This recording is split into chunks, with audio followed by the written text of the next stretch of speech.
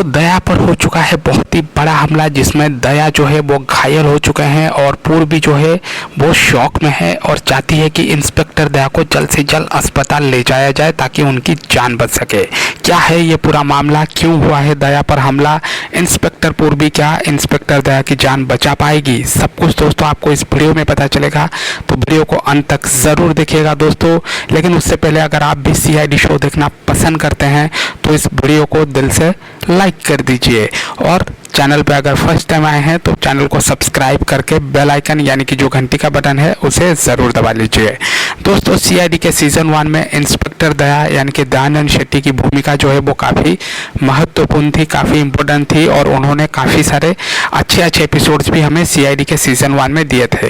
करीब 20 सालों तक दोस्तों TRP में नंबर 1 से 5 के बीच रहना ये कोई आसान बात नहीं है, मामूली बात नहीं है, लेकिन CID शो ने ये करके दिखाया है और CID शो जो है वो हमेशा TRP में नंबर 1 से 5 के बीच ही रहती है। तो इसी बात को मद्देनजर रखते हुए दोस्तों हम सब आशा करते हैं कि CID का सीज़न 2 भी हमें जल्द से जल्द देखने को मिले। अगर आप भी इस मुहिम में हमारे साथ जुड़ना चाहते हैं तो नीचे कमेंट बॉक्स में CID लिखकर इस वीडियो को सपोर्ट करिए और अपना प्यार दिखाइए। बहरहाल बात करें अगर इस एपिसोड के बारे में तो इस पर दया पर होने वाला है एक बहुत ही खौफनाक हमला, जहां पर इंस्पेक्टर दया घायल होने वाले हैं। उसके बाद इंस्पेक्टर पूर्वी उनको ले जाने वाला है अस्पताल।